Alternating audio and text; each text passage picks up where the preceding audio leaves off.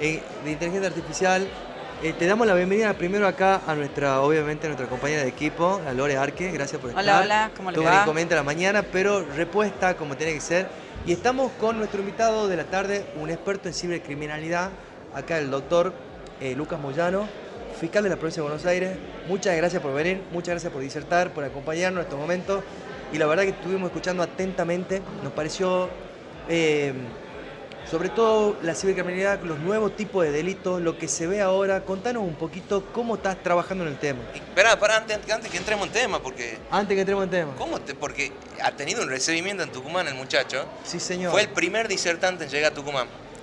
La primera foto que me mandan... Llegó el domingo pasado, te cuento, ¿no? Sándwiches de milanesa, pero el tipo sabe investigar, por eso es fiscal, y se fue a la mejor sanguchería que tenemos nosotros acá no en Tucumán. Vamos a decir el nombre, pero tiene que ver con, no sé, lo eléctrico. Fue a lo eléctrico, que es la mejor sanguchería. Y con mirinda manzana. Así es, como debe ser. Lucas, ¿cómo te recibió Tucumán? Bueno, la verdad que un gran gusto estar acá, gracias por la invitación. La verdad que se han mandado un congreso que es impresionante, pionero a nivel nacional, con una infraestructura tecnológica, con una logística tan importante, porque bueno, estamos viendo muchos participantes, la verdad muy buenas presentaciones, muy buenos disertantes. La verdad que tienen que sentirse orgullosos de lo que lograron, porque sé que han hecho un gran trabajo.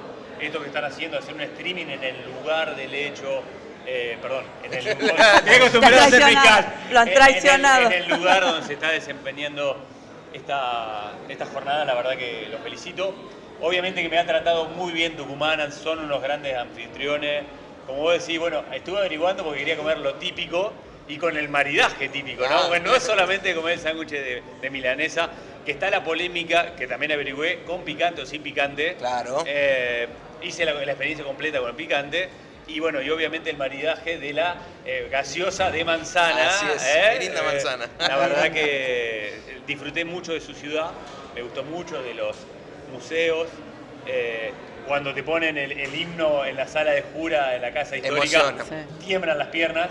Se los recomiendo al que no lo haya visitado.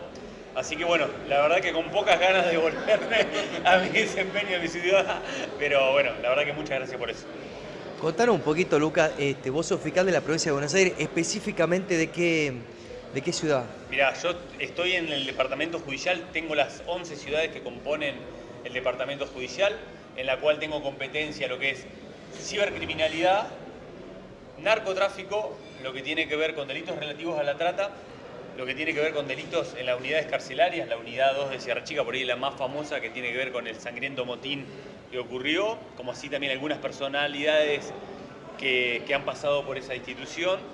Y también he tenido hasta hace muy poco lo que tiene que ver los delitos rurales, ¿no? Porque la zona mía es una zona donde hay mucha cabeza de ganado, muy importante para lo que tiene que ver Carvap, que es no solamente la provincia de Buenos Aires, sino también La Pampa. Por eso, bueno, son distintas funciones que tienen, por ahí siempre digo, un punto en común o varios puntos en común. Dentro de ello es que los delincuentes se comunican a través de mecanismos de comunicación cifrado, como es WhatsApp. El provecho del ilícito lo hacen a través de billeteras virtuales, como también la prueba fundamental en estos delitos tiene que ver con la... ¿Y eso te ha llevado a especializarte? La verdad que siempre me gustó la tecnología y bueno, uno buscaba cómo iba a ser la evolución del derecho. Por eso hace varios años atrás, allá por el 2010, empecé a estudiar las distintas implicancias que podía tener la tecnología en los delitos, ¿no? Y bueno, cuando fui fiscal, el fiscal general, el doctor Sobrino, me acompañó en la creación de una fiscalía temática en la cual, bueno, pudimos nuclear no solamente los delitos contra la infancia, sino también lo que tiene que ver con los ciberdelitos y lo que estamos viendo en la actualidad, ¿no? Que hace más de un año y medio atrás, que cualquier estafa, que sea chica o grande, rápidamente pasa a criptomonedas con la finalidad de ofuscar los fondos y evitar la trazabilidad, lo que igual plantea... Lucas, qué buen tema. Te hago una pregunta. ¿Cómo comenzaste en realidad con la inteligencia artificial? ¿Fue una obligación decir, bueno, o fue algo de una duda, una incertidumbre, decir, ¿cómo funciona? Ve esto, nos metamos? ¿O la necesidad del trabajo es decir, no, para los muchachos se están portando mal y yo tengo que saber lo mismo que hacen los muchachos? La verdad que uno se va capacitando, ¿no? Porque la verdad que la actualidad nos va llevando, ¿no? Que es una bola que si no estás continuamente en capacitación te tapa. Tuve la suerte por ahí ser convocado por distintas organizaciones, OEA, ONU, a distintas jornadas en distintas partes del extranjero, ¿no? Y bueno, ibas hablando con otras personas, por eso celebro este networking, porque uno se va nutriendo de los compañeros y viendo cuáles son las nuevas tendencias criminales, ¿no? Por ahí... ¿Sabés que vos tocaste un punto muy especial por el tema de que acá, por ejemplo, en el norte hubo muchas estafas piramidales? Sobre todo se le ofrecía a la gente, por ejemplo, invertir en un bot, que ese bot a la vez compraba ciertas monedas o criptomonedas con un crecimiento exponencial de ganancias. Obviamente estamos hablando de que también la gente por ahí tenía la ilusión de tener una tasa de interés a un nivel exorbitante, pero vos me tocaste un tema muy puntual que es la trazabilidad, ¿no? O sea, ¿cómo podemos encontrar esa trazabilidad en una compra que sale de un banco, ese banco logueado que está en Tucumán y que hace el depósito en Bitcoin y a la vez que pega y une con una cuenta que tiene ese nivel de seguridad? Mira, te voy a partir de una base principal que vos decías que muchas de estas inversiones que utilizan a personas famosas. ¿Por qué? Porque si hay una persona famosa que nosotros tenemos cariño, lo conocemos, podemos ser mayor proclive a hacer la inversión. Generamos confianza. Por la empatía. Por eso se está hablando de la responsabilidad civil o penal de los influencers, ¿no? Sí. Desde que determina Acá que vos estamos, realices una inversión. Acá estamos dos profesores de Derecho del Consumo. Bueno, Caso libre, me sí. alegro, ¿no? me alegro de que... Bueno, Venimos tocando caso libre acá, Sí, con respeto al señor presidente, pero con... Bueno, ¿no? pero la responsabilidad también institucional, ¿no? De ver qué estamos promocionando o hablando del tema, para luego, bueno, obviamente que lo que vemos en la actualidad es que muchas veces las denuncias se toman de forma incompleta. Por ejemplo, sabemos que hoy por hoy una transferencia estamos atrás de un clic, ¿no? Si no tomamos una denuncia completa que tenga el CBU de destino, va a impedir que podamos tomar las medidas cautelares de urgencia. Por ejemplo, inmovilización de fondo en cuenta de destino. Exacto. Si no lo hacemos rápido, vamos a tener que ir a la segunda parte, que es seguir la ruta del dinero, hacer la trazabilidad. Cuando el dinero va a criptomoneda, vamos a necesitar o herramientas pagas o herramientas open source gratuitas para hacer este rastreo, ¿no? De lo que tiene que ver la cadena de bloques, para ver en definitiva dónde fueron estas criptomonedas, porque en algún momento el delincuente la va a necesitar capitalizarse, no va a necesitar hacerse del dinero fiat. ¿Qué pasa? Estamos viendo que ya no hay un delincuente, un ciberdelincuente atrás, sino que son verdaderas organizaciones. Desde el jefe de la banda, reclutadores, las mulas, los que generan los scams, los engaños. Por eso, bueno, vamos a ir viendo distintos tipos de responsabilidades. Vos sabés que tocaste un tema muy Sí. especial que tiene que ver con que son organizaciones y a la vez que estaríamos dentro del ámbito del derecho vinculando competencias que tienen que ver con varias legislaciones. Porque, por ejemplo, esa misma banda va a tener una parte que el derecho penal argentino, al ser territorial, estaría tocando y quizás tenga otra pata en Europa y otra pata en Miami y otra pata en un paraíso como Delaware, por ejemplo, ¿no? Entonces, ahí está la complejidad con respecto de encontrar estos tiempos, como vos decías, alzar la trazabilidad para que poder inmovilizar los fondos.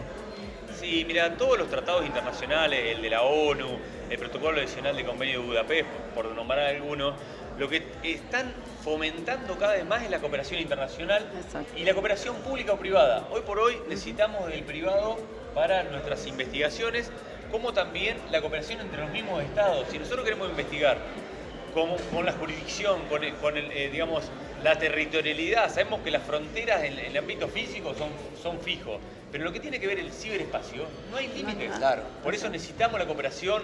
Bueno, se habla mucho de el lugar de ubiquidad o el lugar donde se consumó el delito o donde tuvo sus efectos para el tema de la jurisdicción, ¿no? Pero bueno, son planteos, son necesidades que necesitamos colaborar entre nosotros. Me han tocado casos donde hay grooming, donde las víctimas están en España y poder colaborar con un fiscal español para que, bueno, la víctima menor pueda tener justicia, ¿no? Exacto. En este sentido es importante. ¿Y vos decís que dentro de poco va a ser necesaria una reforma del Código Penal?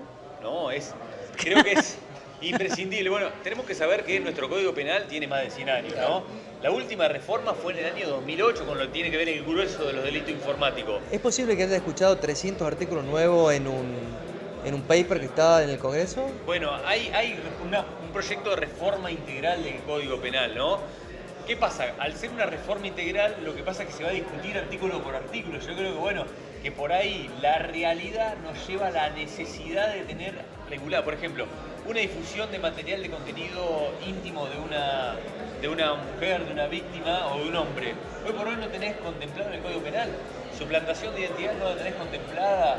Digamos, son delitos que hoy por hoy necesitas tener contemplados para dar una respuesta a la sociedad. Bueno, ya que estás hablando de eso, hace poco salió en el diario lo que le pasó a Jaldo. Sí, a él y a varios un par de gobernadores gobernadores más.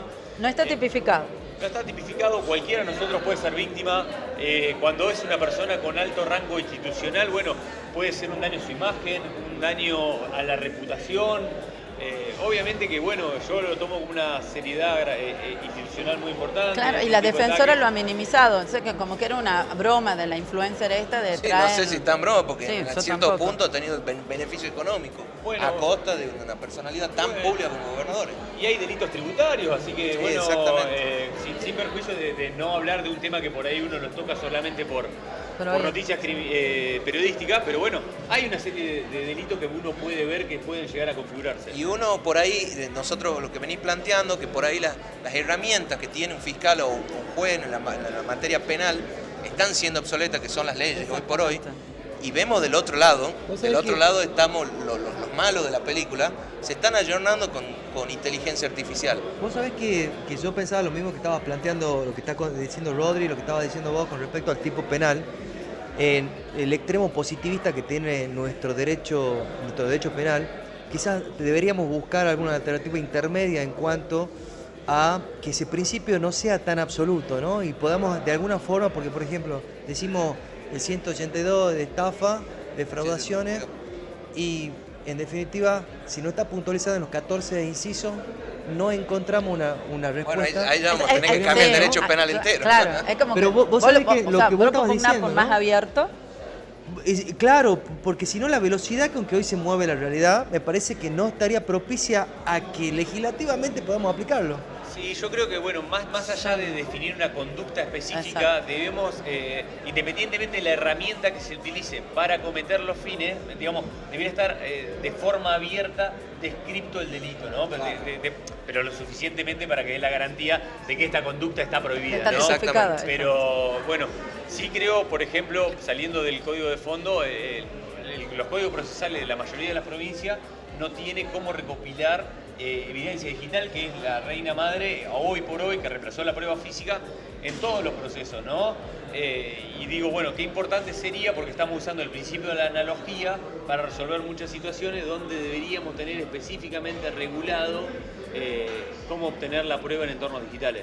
Claro, esa es otra de las herramientas. ¿Qué nos podés contar sobre los delitos que están potenciados con la inteligencia artificial? Porque me imagino que en lo que es cibercriminalidad, en tu papel, vos no ves la parte... Acá hemos venido al Congreso a hablar de lo bueno y los beneficios que nos puede dar la inteligencia artificial, y yo creo que vos estás más familiarizado Con lo malo.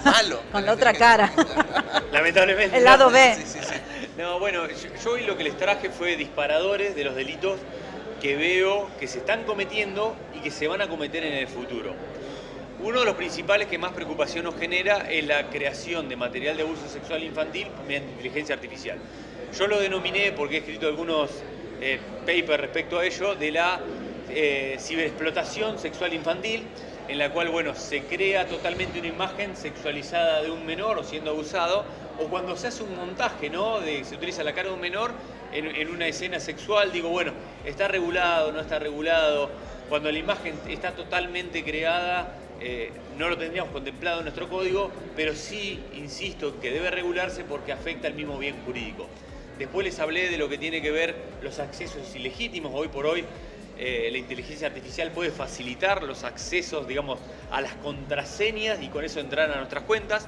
Como también les hablé que hay desarrollos de neurotecnología que prometen para la salud mejoras increíbles. ¿Sí? Una conexión cerebro-computadora donde vos no podés ver, esto te va a permitir que vos restaures la visión, tenés alguna dificultad motora, vas a poder volver a caminar, pero en estos beneficios que no vea el delincuente una oportunidad de neuromanipularnos. Por eso surgen los neuroderechos o también lo que se llama el acceso ilegítimo al cerebro, que es el Brian Hacking, ¿no? Pero eso hay que tipificarlo. Yo Porque estaban hablando de leyes, estaban haciendo congresos. En Chile creo que hay más avance que acá sobre ese tema. Bueno, neurociencia Chile está... Exactamente. Y encima son cosas que nos estás contando que yo lo he visto la semana pasada en la serie en Black Mirror. Bueno, yo he leído en Elon Musk que ha puesto ya un chip en la cabeza de una persona que tenía ELA y la persona ya podía moverse mejor y estaba hablando. Bueno, pero ustedes fíjense que acá se plantean nuevos desafíos. Primero el de la privacidad. Sí. Porque la persona, obviamente que para poder moverse necesita emitir ondas cerebrales. Lo que está haciendo la inteligencia artificial es leer esas ondas cerebrales. Por eso la persona pierde toda privacidad. O sea, estás haciéndole leído. Bueno. Yo me acuerdo que tenía una profesora de argumentación jurídica. Bueno, que nos ese decía, libro de George Orwell, ¿no? Claro, más o menos. Pero lo que nos decía es, lo único que nunca te van a poder privar es de tus pensamientos. Sí. Ahora con esto ya está de eso. Bueno, yo siempre le dejé una frase para que pensemos, diciendo, bueno, en todos estos desarrollos tecnológicos, en esta carrera por la evolución, no perdamos lo que nos hace humano. Y dentro de ello es la posibilidad de pensar y decidir libremente, ¿no? Y esto también lo puedo traspolar a la sentencia. No dejemos que la inteligencia artificial decida por nosotros, por el hecho de que estaría resolviendo el dilema un programador y no el juez, ¿no? Entonces, o el fiscal, el que sea. Claro. Así que, bueno. Bueno, ahora contanos tus libros. El último. Bueno, el último libro que me dio mucha satisfacción se llama Ciberdelitos, cómo investigar en entornos digitales, de Editorial Hammurabi, donde yo cuento cómo investigo, ya sea los delitos contra los menores, las estafas, qué medidas cautelares tomar, desde la denuncia hasta cómo llevar la causa adelante, cómo obtener la evidencia digital. Este libro, la primera edición, se agotó. La verdad que tuve la suerte de que sea declarado de interés municipal en la localidad de Olavarría, de Azul, en el Senado de la provincia de Buenos Aires. Y me llevó a, bueno, el editor me dijo, Lucas, vamos a reimprimir. Le digo, no reimprimamos, recibí mucho cariño. Ya le digo, la idea del libro fue ayudar al que se dedica a investigar en entornos digitales, con la idea también de que estamos ayudando a la víctima, ¿no? Ayudando al que investiga, ayudamos a la víctima. Y la verdad que el libro me terminó ayudando a mí, dándome mucho cariño. Y bueno, entonces me puse el planteo de un desafío de dar más herramientas y salió una segunda edición con más de 200 páginas al libro nuevo, una edición totalmente completa, nueva, un libro de más de 560 páginas, así que estoy muy contento con el resultado. Impresionante. Y también hay una noticia también acá que nos ha dado Luca. Se la puede decir, ¿no? Tranquilamente. Sí. Va a haber también para la gente que nos está viendo y para la gente que nos sigue en el Sorteo. stream semanalmente, unos sorteos de unos ebooks que nos va a donar, a regalar para sortear al stream. Sí, y bueno, básicamente la editorial Hammurabi, que tengo que agradecer mucho a Fernando de Palma, que la verdad que siempre está apoyándome y alentándome a buscar nuevos desafíos. Tuvo la gentileza de donar 2 ebooks para los participantes del Congreso y para los que nos estén mirando, de que hay que le guste participar de un sorteo para obtenerlo. Bueno, muchísimas gracias, Luca. Muchas gracias, Te agradezco Luca. porque la verdad, vamos a decirle también a la gente, le hemos dicho, venía a la mañana, venido después, no, por favor, venite a la tarde, has tenido la predisposición para nosotros, así que se agradece mucho. Estoy muy contento que te hayamos recibido bien y muchas gracias por haber venido a lo más importante que podemos tener los seres humanos, que es compartir nuestro conocimiento y ayudar al que lo necesite. La verdad que esa conclusión me gusta, digamos, el conocimiento que no se comparte no sirve, por eso la verdad que les agradezco a ustedes la gentileza, la amabilidad que han tenido conmigo, me han hecho sentir como en casa, así que muchas gracias a los tres y a Machi Ruiz también, una genia. Ahí le mandamos un saludo a Machi. Bueno, quédense, hacemos una pausita de 2 minutos, nos acomodamos y seguimos con más invitados. Gracias, nos vemos.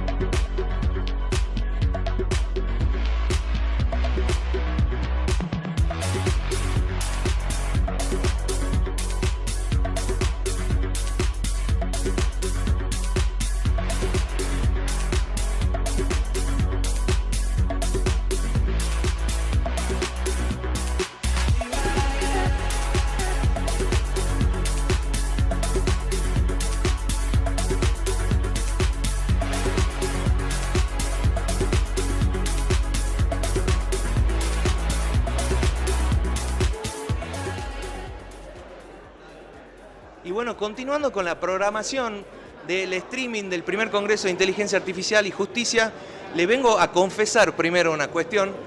Esta nota, le voy a agradecer primero a mis compañeros de streaming que me han dejado tener un mano a mano, porque esta nota va más allá de una transmisión streaming, sino que ya responde un poco más de admiración con el invitado y podemos llamarle un poco de cholulaje también. Porque tenemos a uno de los invitados que nos ha podido dar el lujo que venga a Tucumán a poder compartir con nosotros sus reflexiones sobre la inteligencia artificial y que yo le acabo de decir acá fuera de cámara, es mi autor de cabecera. Así que le damos la bienvenida al doctor Horacio Graneros, es director del DIAL y es profesor emérito de la UCA. Doctor, bienvenido.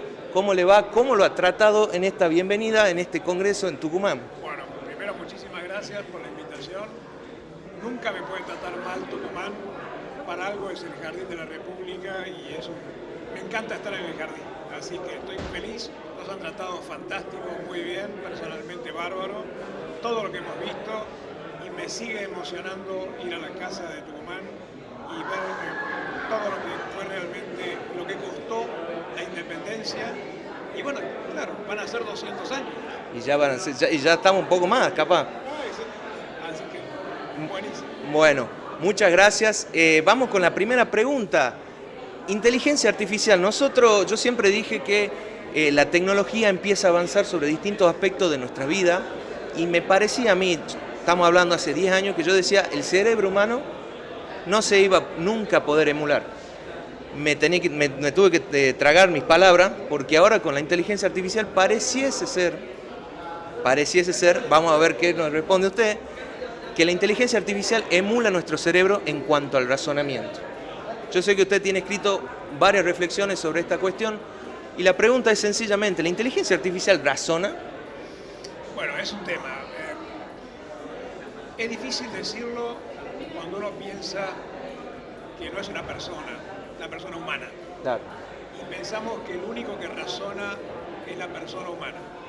Pero yo creo que estamos en un punto en el cual tenemos que pensar qué es razonar. Si yo por razonar tomo conocimiento de cosas que están alrededor mío y llego a conclusiones, tomo decisiones, a lo mejor la inteligencia artificial lo está haciendo y lo está haciendo bien. Y tengo algunos ejemplos.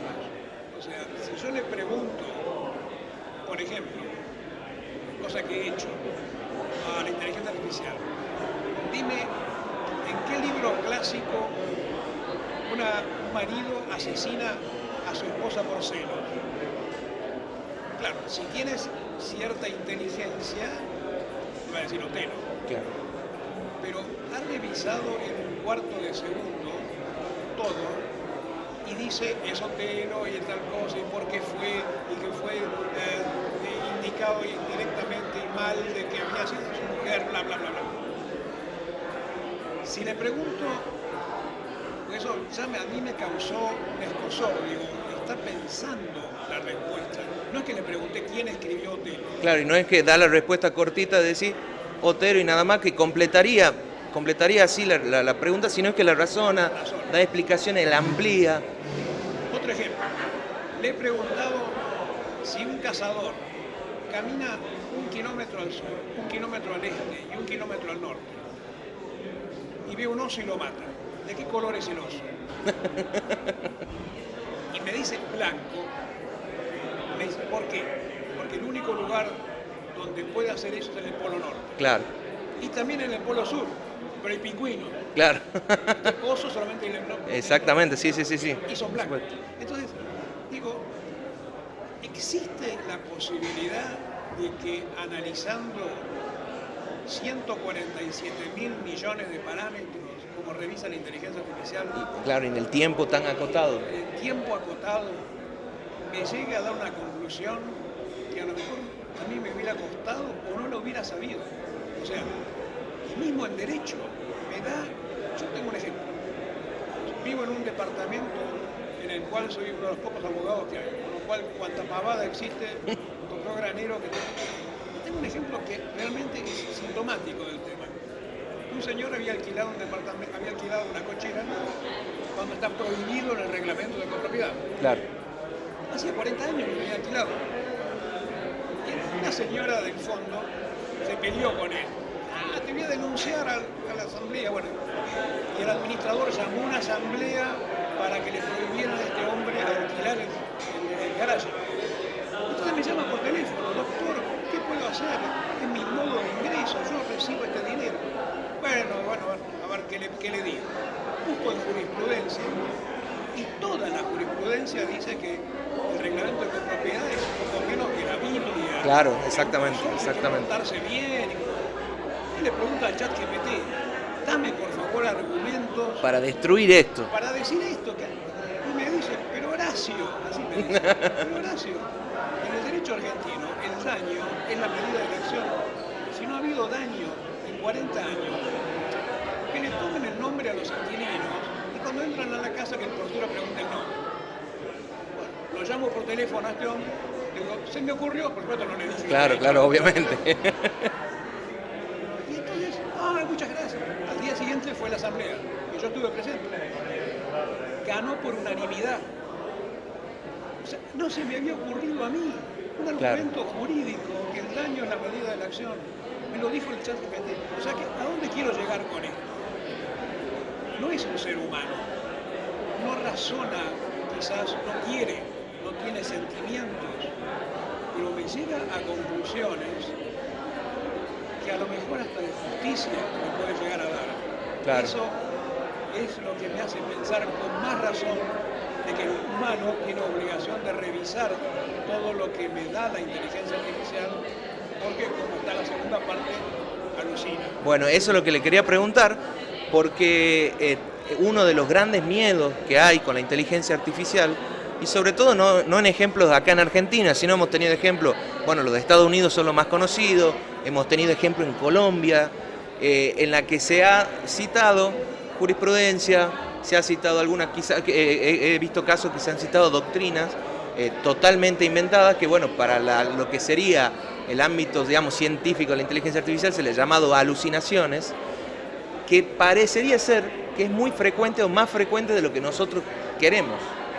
Ahora, esas alucinaciones son peligrosas, nos tenemos que realmente preocupar como pareciese ser que se están preocupando, o quizás esas alucinaciones no son tan importantes en el uso de la inteligencia artificial y es una cuestión mínima que se la usa o se la maximiza para hablar mal de la inteligencia artificial.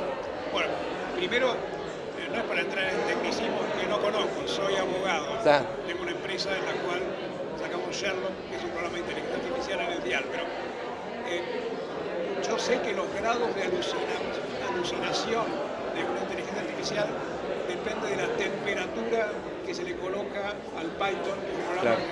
Entonces, si tú le pones lo más cercano a 1, te alucina más, te trae más cosas, y los acercas a 0, menos. O sea que hay formas técnicas de que te alucinen, o no. Pero yo soy de la idea de que la alucinación es permitida y bien controlada, podría ser un avance en el conocimiento. Por ahí me dice cosas que a mí no se me hubieran imaginado. Por ejemplo, el caso de la cochera. Claro. U otros. Hay casos, el año pasado, David Parker fue el premio Nobel de Química. Sí. Que inventó las proteínas. Cuando le preguntaron cómo hizo, coloqué dentro de la inteligencia artificial a que de cero me genere proteínas y al voleo, brainstorming, Sí. me trajo 100 proteínas. Una de ellas era la que curaba el cáncer. ¿Sacó el premio Nobel? Claro. Bueno, ¿Quién sacó el premio? No, ¿ChatGPT o él? exacto. Y un muchacho que no debe tener 45 años. Entonces, no creo que sea bueno negarlo, hay que ser mucho más precavido. O sea, tenemos mucho más obligación de controlar lo que nos da. Pero no lo dejemos de lado, porque a lo mejor con tanto conocimiento que tiene, me da un amplio panorama que quizás puede ser útil. Y ahí es donde también, lo aprovecho también para preguntarle, porque en esa cuestión de decir, tenemos que controlarlo, a mí lo primero que se me viene a la cabeza es, bueno, ¿de qué manera controla, o por lo menos yo, porque somos abogados, sabemos cómo funciona la cabeza de un abogado, y cuando dice controla, bueno, ¿de qué manera? Regulando. Más o menos si nosotros tomamos que el derecho son conductas intersubjetivas, el derecho al ser conducta, la manera de guiar esas conductas es regulando. Ahora, mi pregunta es, ¿tenemos que regular la inteligencia artificial? Si es sí, ¿cómo la tenemos que regular? ¿Qué regulamos cuando regulamos? Mira, yo creo que la primera regulación que deberíamos tener es estudiar, conocer, Alfabetizarse, digamos. alfabetizarnos, porque, por ejemplo, yo integro una comisión en el Colegio Público de Abogados. Hemos armado una especie de decálogo a los abogados, hecho de forma muy amical y no obligatoria. Ojo, tené cuidado, usalo la inteligencia artificial, pero acordate que tenés que controlarlo, porque si llegás a hacer cosas que están mal, como por ejemplo lo que tú dices, Sí. en el caso de Avianca, Sí. donde se generó fallos que no eran reales. El año pasado, un fallo de Norfolk en Estados Unidos, te pueden sacar la matrícula. Hay un artículo expreso del Código de Ética en la Ciudad de Buenos Aires que si uno llega a citar un fallo que no existe, te pueden sacar la matrícula de abogado. Claro. Entonces, usarlo con cuidado. Con lo cual, si yo fuera profesor hoy día en la facultad, le diría a los alumnos, usen la inteligencia artificial, trabajen, hagan trabajo, pero evalúenlo. Claro. Es más difícil todavía, pero creo que nos da una posibilidad increíble esta, que no hay que desaprovecharla. Entonces, regular sí, pero no constreñir. Claro. Yo, por ejemplo, el año pasado estuve en la comisión redactora de la Cámara de Diputados. Sí. Que se habló, había 35 proyectos de ley. Y en este momento en el Senado creo que hay 10. Todos constriñendo el cuidado del riesgo.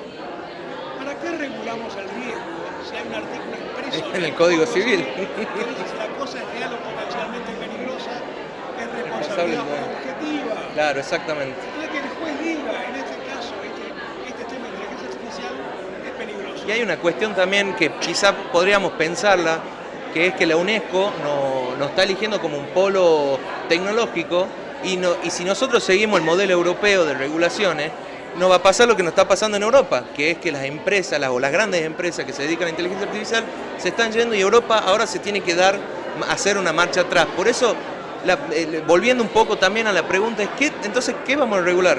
¿Vamos a regular a solamente aspectos éticos? ¿Vamos a regular solamente o vamos a hacer una guía de buenas prácticas? ¿Tiene que ser el Congreso el que regule o tiene que ser una suerte de, por ejemplo, en el Poder Judicial, una acordada con buenas prácticas sobre el uso de la inteligencia artificial? Yo parto con la idea de las acordadas. En cada caso, los médicos deberían tener la propia, los abogados tener la propia y sobre todo internacionalmente. Claro. ¿Cuál es el ejemplo más típico que tenemos? Energía atómica. Claro. No tenemos que prohibir la energía atómica. La energía atómica está para la paz.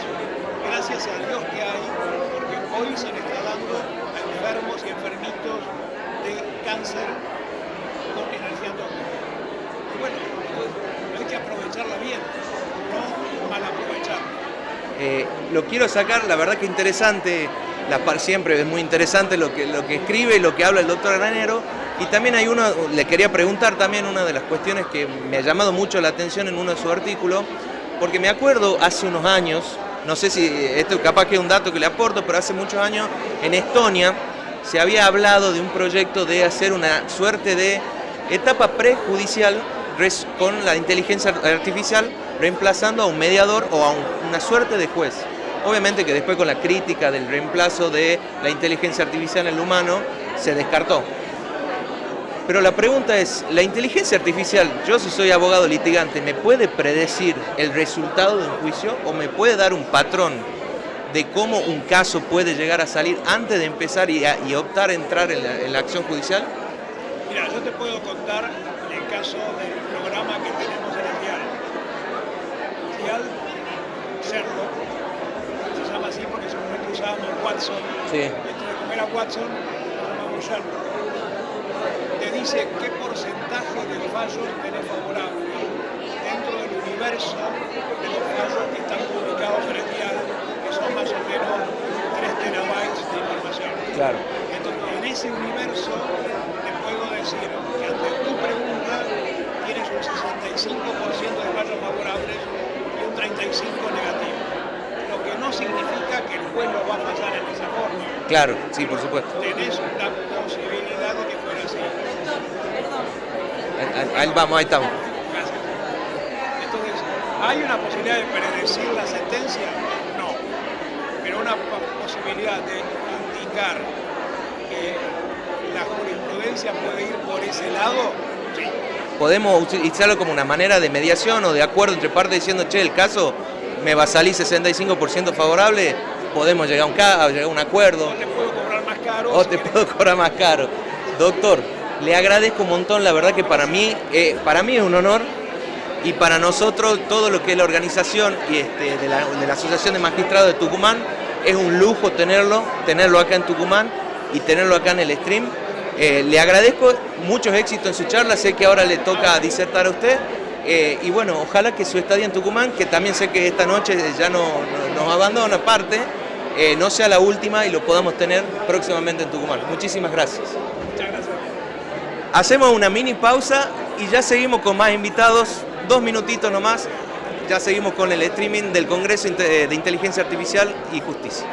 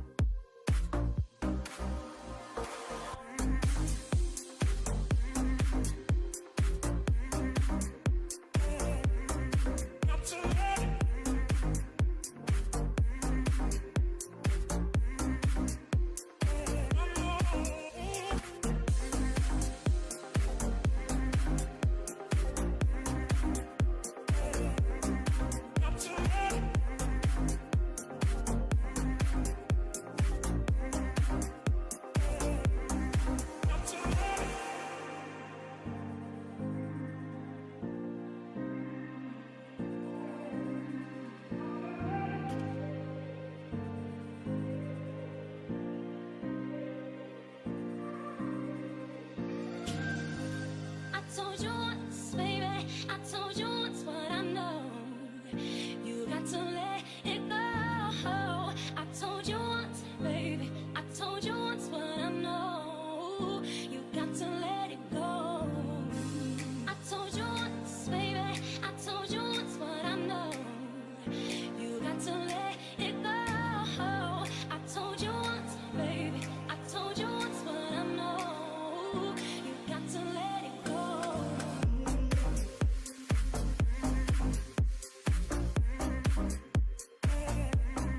Got to let it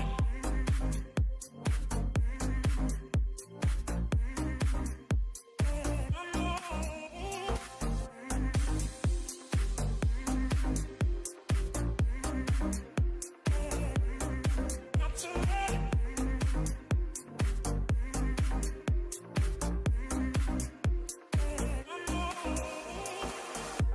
I told you once, baby, I told you once what I know. You got to let it go. I told you once, baby, I told you once what I know. You got to let it go.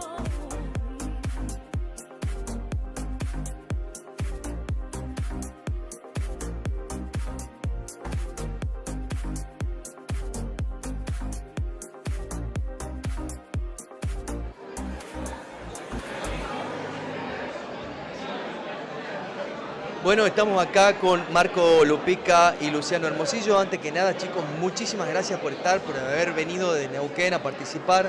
2 jueces penales, 2 jueces jóvenes. Bienvenidos, muchas gracias. Muchas gracias, Jorge. Gracias, Lorena, por esta invitación. Bienvenidos. Y saludos también para Rodrigo, que tienen un lugar excelente acá. Así que guárdenlo porque es valiosísimo. No, sí, sin Gracias, duda. gracias. Vos sabés que nosotros te queríamos preguntar, y más o menos ustedes una síntesis, ¿no? ¿Qué les pareció el Congreso? ¿Qué se llevan?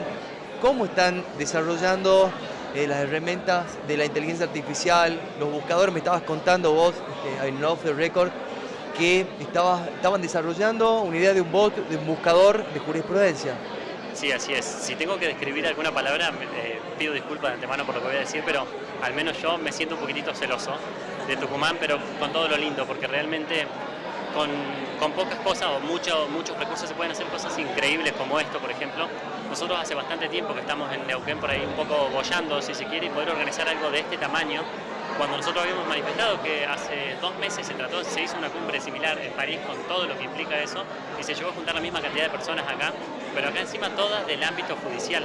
Y a todos los tucumanos y tucumanas con las que hemos conversado, todos tienen desde sus fueros unas ganas increíbles de hacer cosas impresionantes y eso queremos que nos contagie. De hecho nos ha contagiado, me ha dado un poco de rabia porque nos gustaría tener ese empuje, pero vamos a volver con esa gana de decir, loco, mirá todo lo que se está haciendo, no nos quedemos atrás. Bueno, la verdad que ser la punta de lanza de toda una provincia como ustedes dos, me parece un montón. Te cuento que con Neuquén tenemos una relación bastante de un amor, ¿no? Porque en definitiva, como hablábamos recién fuera de cámara, le copiamos el código procesal penal a ustedes, ¿no? Y por ahí empezando en esa copia y llevarlo adelante, obviamente adaptándolo a algunas necesidades muy particulares nuestras. Pero bueno, volviendo un poco a lo específico que tiene que ver con las herramientas tecnológicas que hoy nos acompañan, con el fin de que hagamos más rápida, más breve todo lo que es la administración de justicia y la respuesta hacia el ciudadano, que en definitiva es lo que nos interesa a todos. Sí, nosotros ahí, justamente el eje de nuestra charla por ahí, antes que nada, gracias por la invitación. Y sí coincido con Marco en que nos llevamos esta energía que tiene el pueblo de Tucumán, la verdad que lo vemos, no solo lo vemos en el Congreso, también lo veíamos en YouTube, por ahí unas charlas que hacen de derecho penal, que las seguimos constantemente. Y hoy la verdad que están entre 850 personas que están interesadas en esto y que tienen ganas de aprender, nos da una especie de ¿cómo decirlo?, de seguridad o de esperanza en que esta es una temática muy sensible, porque no tenemos que olvidarnos que en el fondo, cuando se discute una herramienta tecnológica, cuando se discute un avance, cuando nosotros solamente valoramos la estadística de decir, bueno, ahora podemos leer 50 fallos en 10 minutos y antes los leíamos, quizás nos estamos dejando llevar tanto que nos olvidamos que esos 50 casos son 50 personas o 50 familias y que cada decisión judicial que uno toma impacta en la vida de las personas. Entonces nosotros por ahí, en un principio, pecamos un poco de esto, de la fascinación por la inteligencia artificial, de la tecnología. Y hoy nos dimos cuenta, cuando nos pusimos a pensar qué charla queríamos dar en este congreso, y por ahí quisimos ver qué charla nos hubiese gustado escuchar a nosotros desde el punto de vista humano. Las herramientas tecnológicas, creemos nosotros que no va a ser una cuestión de voluntad, optarlas o no. Van a avanzar, van a salir nuevos modelos de lenguaje, cada vez va a ser más sencillo utilizarlos y por lo tanto, aún las personas que hoy sean reticentes, las van a terminar adquiriendo. No es que uno es un visionario o que uno es un superdotado por inteligencia, o sea, el día de mañana la van a utilizar todas las personas porque justamente es a lo que apuntan, a que todos lo podemos utilizar. Entonces lo que nosotros queremos por ahí rescatar... Sí, y un día de mañana que está a la vuelta de la esquina, estamos hablando que en 6 meses quizás nuestra realidad sea absolutamente otra, ¿no? Yo les cuento que un poco desde la profesión independiente que me toca desempeñar a mí, a la mañana, la primera charla de la mañana, de repente digo, tengo que rediagramar todo el estudio de punta a punta. Ya no hagamos un solo escrito más sin que sea analizado por la inteligencia artificial, que sea pulido y que avancemos en la velocidad. Y vos sabés que nuestras charlas hoy todo el día siempre han sido específicamente muy basado en lo que es la prueba, la creación de la prueba con inteligencia artificial, lo cual es una herramienta muy peligrosa y por eso es que el Poder Judicial tiene que estar a la vanguardia, sin duda, del desarrollo tecnológico, porque hoy podemos, como decían los chicos ahí en conferencia, ¿no? O sea, se puede hacer una foto con inteligencia artificial diciendo que una persona estuvo o no estuvo en el lugar del hecho, o generar un ambiente, o generar una voz, un audio, y de repente entramos en problemas bárbaros. Y perdón, te puedo interrumpir un segundo, porque hay un lado de eso que no se habla tanto, que tiene que ver con el dividendo del mentiroso. En países donde ya se está trabajando con mucho tiempo sobre esta situación, incluso se ha beneficiado a personas que quizás de mala fe o litigando con las herramientas que se puede, están diciendo que información que es verdadera, curiosamente es falsa. Y ha pasado, hay un caso en Wisconsin, no me puedo acordar el nombre, en donde una persona desestima un video de un vendedor de seguros, de autos, perdón, porque es muy estrafalario, es así como Better Call Saul, ¿viste? Parecido así. Y dice, este video claramente es trucho y queda desestimado como evidencia. Y justo era un video real. O sea, de los dos lados se va esa cuestión. No solamente la posibilidad de que haya evidencia falsificada y que cualquiera la pueda hacer en 2 minutos, sino ahora la posibilidad de que se incremente, si no se realiza bien concretamente, este dividendo del mentiroso, que es la persona que litigando de esa forma dice, che, esta prueba que es verdadera, te pongo una duda razonable que es falsa. Ahora hay 2 cosas nuevas también para evaluar, es algo importante a considerar. No, y ustedes, como en el fuero penal, ¿vieron cambio con esto de la IA? ¿Hay más avance, más retroceso, más humanización, como vos citabas recién? Sí. Por ahí más que avances lo que vemos es que se está utilizando mucho la inteligencia artificial como una herramienta de soporte, las tareas más cotidianas quizás, pero todavía nunca hemos llegado a pensar si en definitiva tenemos que cambiar también nuestra forma de trabajo. Las cuestiones quizás más centrales, más generales, seguimos viéndola como un mero soporte. Esto que dice Marco del dividendo del mentiroso, se ve, es la primera vez que tenemos una tecnología que puede crear relatos. Históricamente todas las tecnologías que fueron creadas, siempre el relato lo fue creando el hombre. Pero hoy nos encontramos con una herramienta que puede crear su propio relato. Entonces nos vamos a ver en la situación de decir, bueno, ¿cómo valoramos qué es lo más real que podemos acercarnos a la verdad? ¿Qué es lo que podemos llegar a conocer de algo? Sin sentir ese margen de duda de decir, hoy cualquier cosa prácticamente puede ser creada, hasta el relato. Entonces es verdaderamente una problemática que tiene su lado bueno. Nosotros lo vemos, por ejemplo, hay agilización, en el tema de los agendamientos, en el tema de la automatización para redactar un mail.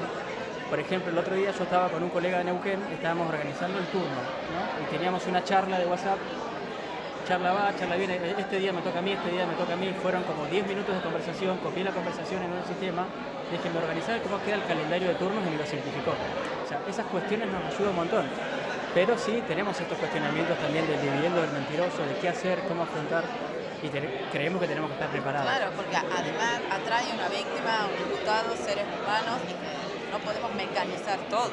Una víctima que quizás use inteligencia artificial.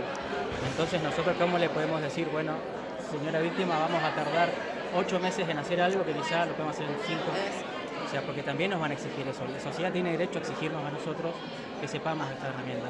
Y de una forma mejora al final la parte más importante de nuestro trabajo, que no es mucha, o sea, no es tanto en términos de porcentaje la parte importante, pero es la más humana y la más difícil.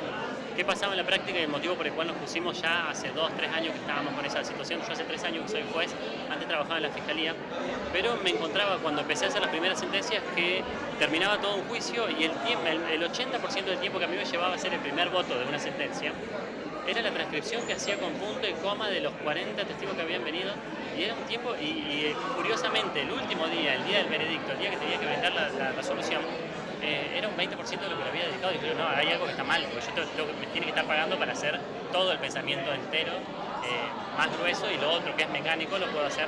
Así que por eso empezamos con esas primeras, con Whisper, los primeros API de Whisper para tratar de esa ha transcribir. sido la puntita Esa de fue como la punta de decir, Vos sabés que en definitiva recién hablábamos con también un colega que vino acá y hablábamos del tema de la creatividad, ¿no? Y particularmente creo, como decía Kant, lo que no vamos a poder reemplazar es la intuición. Porque, y vuelvo un poco para atrás, ¿no? Cuando hablamos del juicio apriorístico, intuitivo, ese golpe intuitivo que uno tiene y dice va por acá, y es verdad, uno arranca, como decían acá, del resolutivo y ahí va hacia el otro lado. Entonces, en definitiva lo que vos decías, ¿no? O sea, cómo nos acorta los tiempos de trabajo y cómo nos ayuda en definitiva, porque pasamos el 80% del tiempo en un escrito haciendo la parte que ya sabemos que es exactamente, cuando debería ser al revés. Exacto. O quizás nos retamos el 80% en definitiva y tenemos 5 veces más capacidad de trabajo y más capacidad de respuesta.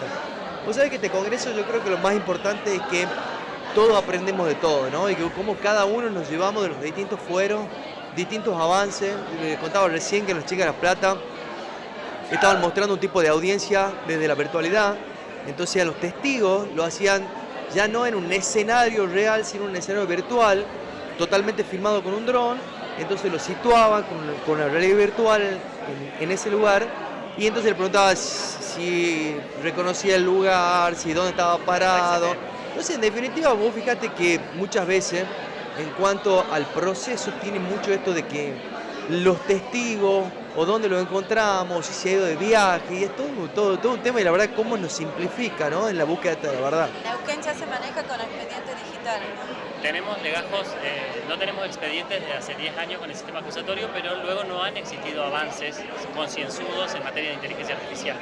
Rodrigo nos comentaba un poco sobre el verdadero trabajo que hay atrás para acompañar con las capacitaciones, porque eso es lo importante. Exactamente. No que yo te diga, mira, vos usalo, pero si lo usás vas a estar sujeto a alguna cuestión de responsabilidad, porque no es ese el plan, sino ir acompañando para ver en qué se puede usar, en qué no, y con capacitaciones. Eso es lo fundamental.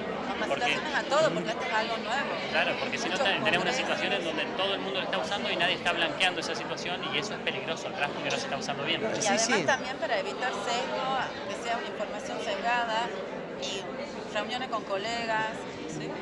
Sí, además entender que todo tiene que ser humanizado, entendiendo que hay una persona que nos está pidiendo una resolución. Sí, y también esto de que lo que nos decía Rodrigo es que la capacitación es obligatoria, y eso nos parece fantástico, porque no queda supeditado a la voluntad de cada persona, yo me voy a capacitar, yo no me voy a capacitar, porque probablemente todos terminemos utilizando alguna herramienta de inteligencia artificial. Entonces que todos las conozcamos. ¿Y sabés cuál es lo importante, sobre todo en un fuero tan sensible como el fuero penal? Que en definitiva, o sea, la delictualidad siempre va un paso adelante que la justicia. Entonces, el punto es que eso fue así en el transcurso de la historia del derecho penal, ¿no? O sea, la delictualidad siempre fue adelante que la justicia. Yo una vez había escrito y que decía el derecho tras el delito. Y unos psicólogos me decían, pero ¿por qué ponías tras? Es que nosotros no prevenimos, nosotros actuamos que ya está hecho. Cuando ya está hecho el daño. Exacto. El punto es la distancia que existe entre el hecho delictual y dónde se encuentra en ese momento la justicia. Entonces, hoy achicar un poco esa distancia, porque si no puede ser infinitamente grande, ¿no? Si en definitiva no nos especializamos cuando tenemos una prueba falsa o no, una foto realizada con realidad virtual o no, podemos tener problemas muy grandes o sentencias demasiado alejadas de la verdad. Bueno, en rigor de verdad, cuando estábamos hablando de la charla con Luciano, le digo, ¿qué hacemos que empecemos a trabajar hoy y que cuando vayamos dentro de un mes no esté viejo? Porque habíamos propuesto otras ideas y parece una locura, un mes. Un mes. Y decíamos, estábamos viendo, podemos hablar de los agentes, ya estamos un poco más años. Digo, vamos un poco en un sentido más atemporal de la humanidad, que eso sí nos va a tener como un bastión importante para cualquier cosa que venga más adelante, porque sabemos los cambios impresionantes y vertiginosos totalmente. Y aparte esto que vos decís de esta cuestión de que el delito siempre, va más rápido el delito, o que tenemos que capacitarnos, también un problema que tenemos en el fuero penal, por lo menos lo vemos nosotros así, es que si no nos capacitamos en tecnología y inteligencia artificial y nuevas herramientas, ¿qué tipos de delitos vamos a terminar persiguiendo? Exacto. Lo único que vamos a perseguir es lo que podemos comprender sin esta tecnología. Y vamos a terminar persiguiendo los delitos de los más vulnerables. Y bueno, y Los hablábamos hurtos de- también, como lo que vos estás diciendo, en la necesidad de una modificación del Código Penal. Puede ser, nosotros habíamos pensado incluso el tema de las medidas de prueba. Quizás ya sea hora de empezar a pensar las medidas de prueba, no tanto de la medida en sí, sino de la garantía que se busca vulnerar. Porque hoy, por ejemplo, voy a tomar una medida de prueba y van cambiando constantemente. Pasamos del allanamiento físico, luego al allanamiento remoto con el celular. Ya hay sistemas que pueden entrar a tu Vigilancia celular con a la dron. distancia, la vigilancia con dron, vigilancia térmica.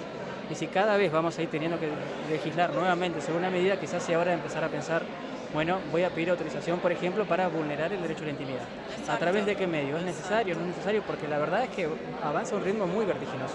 Sí, y además hay menores, adolescentes de por medio, también Totalmente. con este avance. Sí, es necesario lo que Recién ustedes hablábamos con Lucas Moyano, fiscal de la provincia de Buenos Aires, y tocando un poco también esto de la ciberdelictualidad y cómo los delitos van a una velocidad mucho más, excesivamente más ágil de lo que el Congreso de la Nación puede legislar, ¿no? Que en definitiva estamos atrasados con un código que tiene 100 años. Entonces, el planteo sería, ya sería mucho más de fondo, como le decía, vamos a tener que romper el principio positivista del código y regir un poco por analogía, porque si no, no vamos a llegar nunca a la velocidad que se están generando las cosas, ¿no? Y vos fíjate que eso además te lo dice el doctor Moyano, una de las personas más especializadas en esa materia, igual que la doctora Dupuy, que trabaja con esto hace años.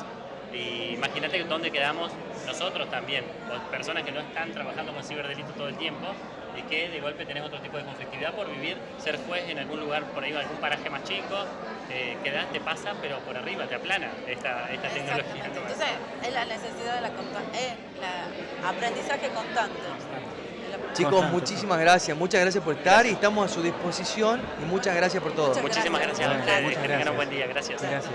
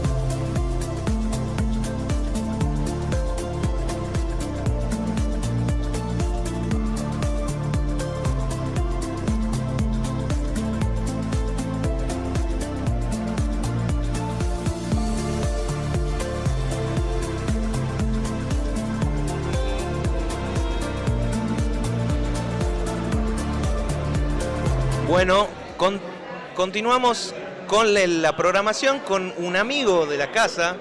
Se trata de Rubens Aguirre. Mi amigo, no pasa que le vamos a contar fuera de cámara. Me estaba traicionando me estaba traicionando la memoria y le decía Acuña. No. Además, mi nombre hace mucho ruido por la S. Claro, porque Sí, es Rubens. Rubens, siempre ahí va acompañándonos. Él viene de Chaco, es relator de un juzgado de niñez, adolescencia y familia y nos viene a contar las novedades que hay en Chaco en cuanto al uso de la inteligencia artificial en la justicia y también tiene ahí algunas perlitas de algunos proyectos que se pueden implementar con inteligencia artificial. Rubén, bienvenido, gracias por venir al stream, gracias por venir a Tucumán. ¿Cómo te ha recibido la provincia? Te recibimos bien. Gracias. ¿Te han mimado? Con mucho calor, sí, con mucho mimo. Y eso que venís de Bueno, Chaco. pero es Chaco, o sea, no te podés quejar. Claro, pero bueno, uno cuando sale de Chaco se predispone a decir, bueno, el resto tiene Traigo campera. menos calor que nosotros. Entonces ya viene con campera. Y bueno, pero un caluroso abrazo tucumano. Sí. Así somos de cálidos. Un húmedo abrazo tucumano.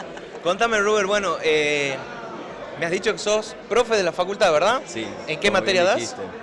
Mira, estamos en procesal civil y comercial. Ah, bueno, ¿sí? eso es de los míos. Y también en medios alternativos de resolución de conflictos. Bien. Entonces, esta cuestión de la rapidez que nos trae la inteligencia artificial, bueno, podemos decir que me corre por las venas porque en mi formación está y es lo que trato de transmitir a los alumnos, ¿no? Claro. Y bueno, pertenezco a la Universidad de la Cuenca del Plata, que tiene sedes regionales en las provincias de Chaco, Corrientes, Formosa, Santa Fe, ¿sí? Y Misiones.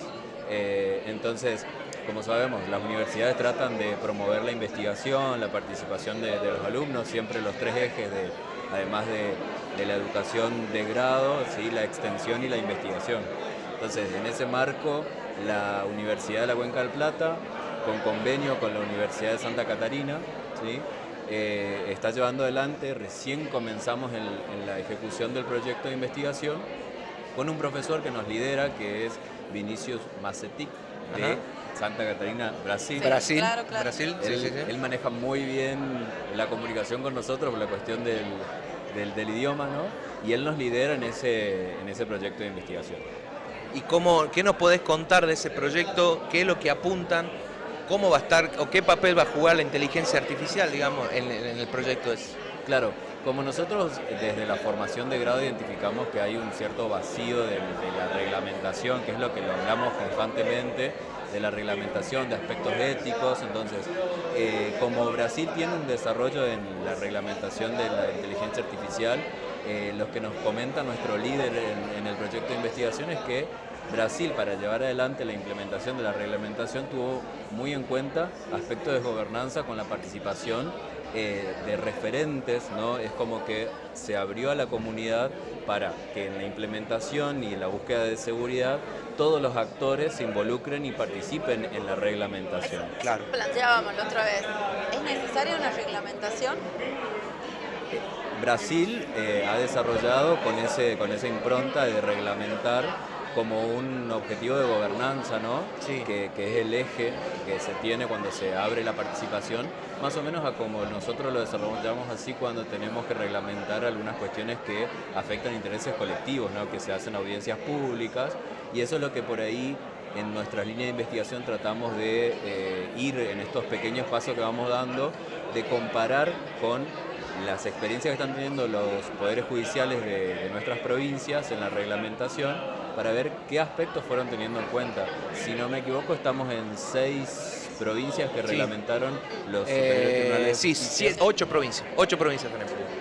Cuando nosotros empezamos con el proyecto, bueno, tomamos la experiencia de Formosa, que la tenemos muy cerca, ¿no? ¿Tu proyecto de qué es?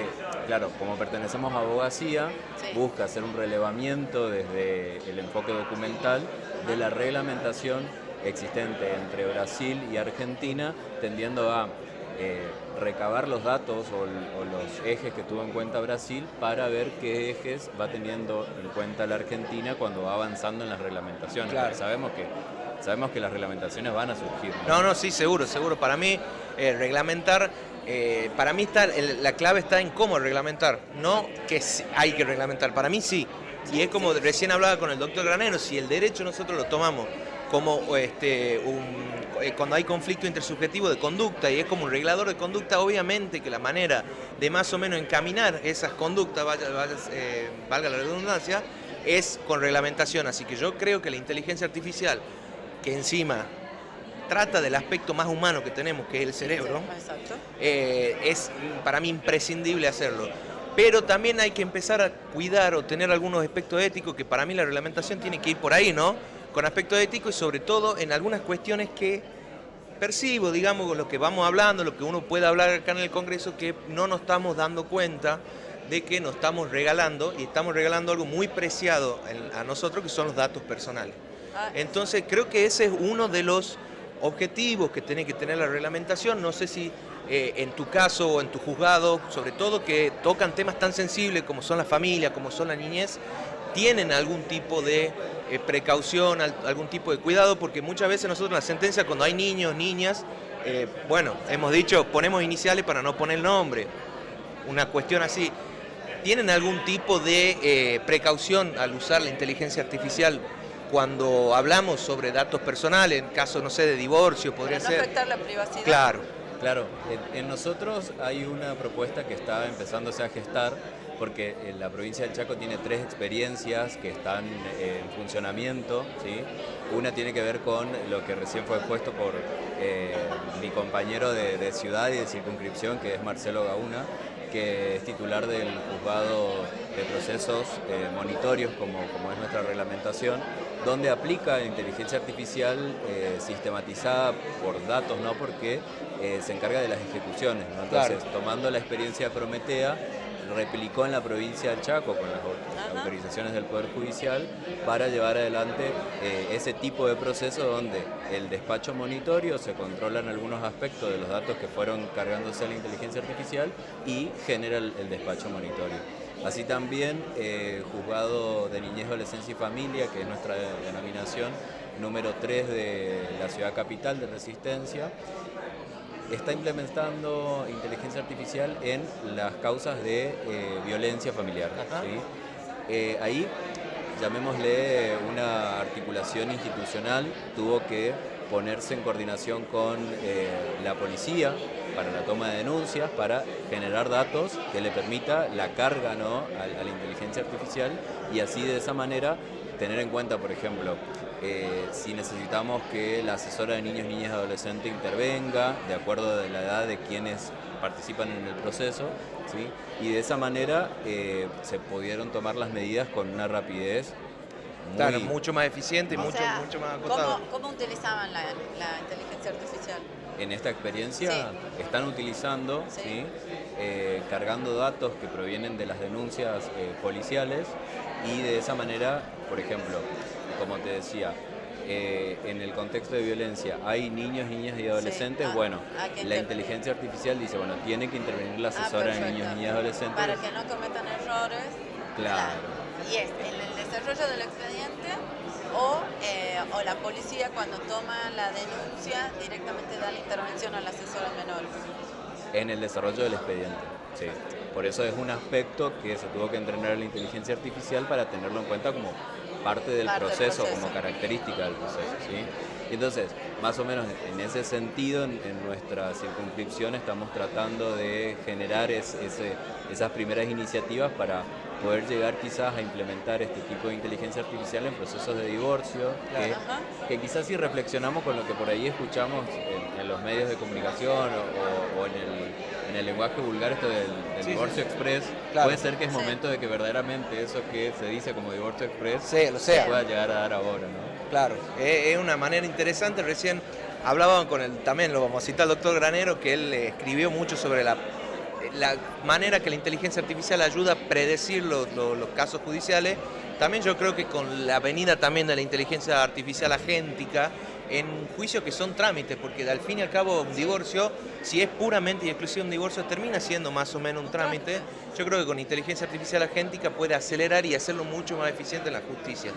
Rubens, te agradezco un montón, gracias por haber venido y pasado por el stream. Le vamos a mandar un saludo a nuestra querida amiga Maki, que nos debe estar viendo desde allá, de España, Por lejísimo. Ella va y viene. Y bueno, muchas gracias también por venir a compartir acá la provincia, de venirte desde Chaco. Espero que haya sido una experiencia linda. Y bueno, obviamente que nos vamos a estar viendo pronto, y en Córdoba la próxima reunión, ¿no? Tengo entendido. Sí. Bueno, más hacia fin de año me parece. Ah, bueno, entonces nos vamos a Pero estar antes viendo nos por ahí. tenemos que ver. Bueno, así es. El Seguimos. agradecido soy yo, disculpa. Sí. Porque bueno, estos encuentros nos fortalecen, nos generan nuevos interrogantes para seguir, así que nuevamente les Te vas agradezco a con la ustedes idea cargada de cosas. Sí, La con cabeza, fuerza, que exacto. es lo esencial muchas veces. Y que uno se siente a veces que no está solo, que hay de atrás mucha gente que está haciendo lo mismo y se puede compartir conocimientos. Así es. Pero bueno. Bueno, seguimos con una entrevista exclusiva, lo vamos a tener, ahí está Jorge ya preparando con el invitado. Lo vamos a tener a Fernando Tasso, que es una invitación internacional del stream. ¿Qué me contás? Así estamos. Vamos a tener, Así estamos, escúchame, Horacio. internacionales. Bueno, no, se está persinando ahí nuestro productor, porque nos va a tener que tener paciencia porque el invitado habla en portugués. Ah, y Jorge Internacional. Pero habla dos podríamos idiomas. poner con inteligencia artificial los subtítulos, ¿no? Podemos hacer algo así. Ya que estamos acá o no. Nos acomodamos un minutito, una pausa y seguimos con Fernando Tasso, que es la joya de este Congreso Internacional, que viene desde San Pablo directamente. Así que estamos enseguida. 2 segunditos y seguimos.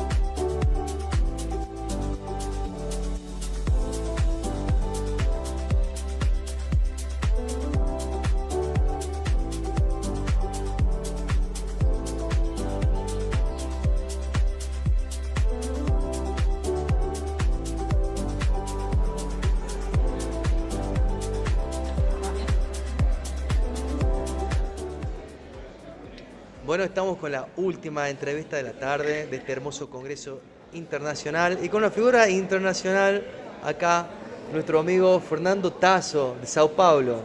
¿Cómo va você? ¿Cómo está? Muy bien, gracias. Es un honor y un placer estar con ustedes. Muchísimas gracias. Y bueno, nos vas a contar del tema que más te refiere a vos, donde están tus investigaciones, que tiene que ver con la reglamentación de la inteligencia artificial en el uso del Poder Judicial. Contanos un poquito cómo lo ves, cómo lo desarrollan. Me contabas que Brasil tiene una normativa más adecuada a la europea.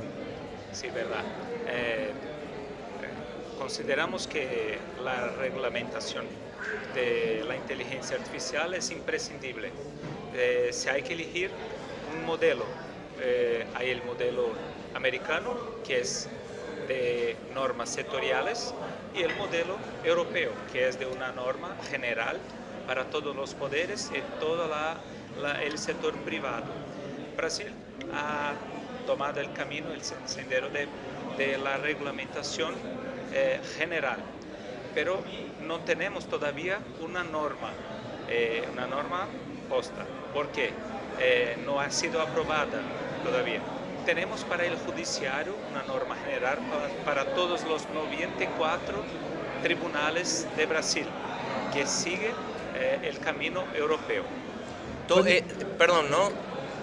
¿Es todo Brasil o solamente Sao Paulo? No, todo Brasil.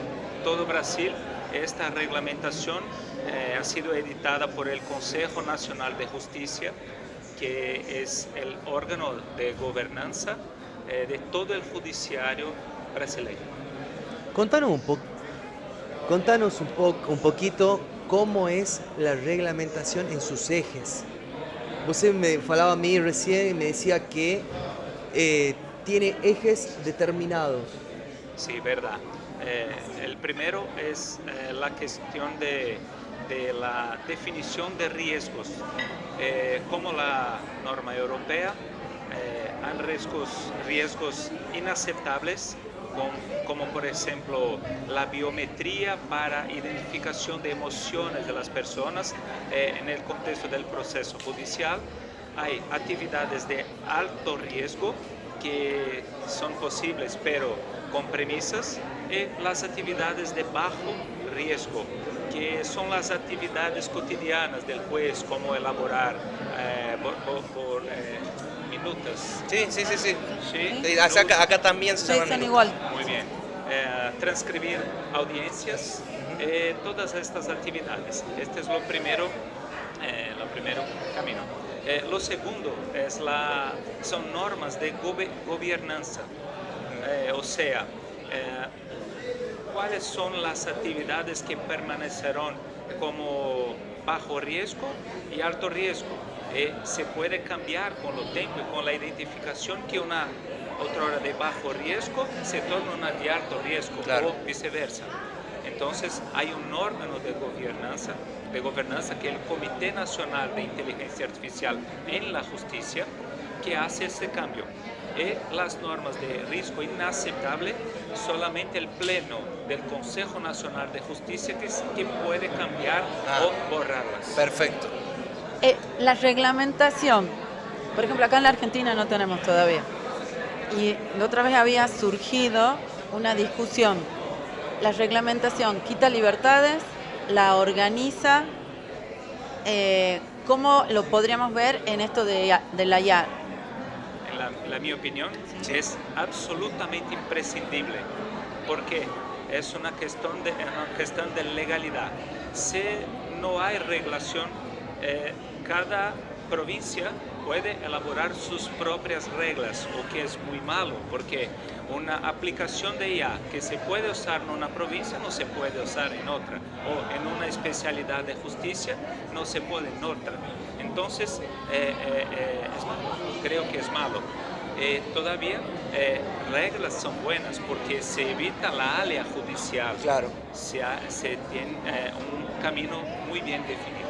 Te hago una pregunta porque Brasil es pionero en automatización de procesos. ¿Verdad? Es del Mercosur, debe ser lo más avanzado que hay en Brasil.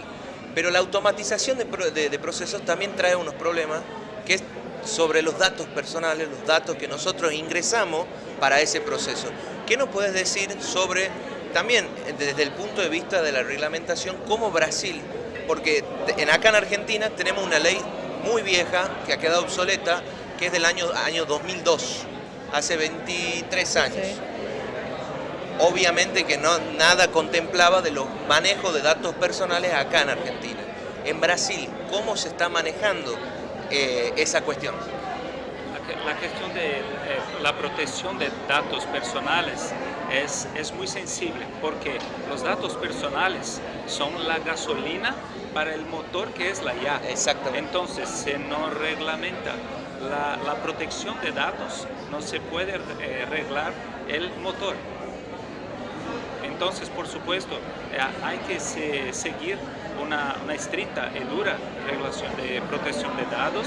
En Brasil tenemos, tanto en el ámbito de la nación, la Ley General de Protección de Datos de 2023, como en la justicia, una otra resolución del Consejo Nacional de Justicia, que es la 363, que aborda estas cuestiones en la justicia. Por último, yo te quería preguntar si vos nos podías ejemplificar otro elemento de riesgo alto dentro de lo que ustedes conceptualizan.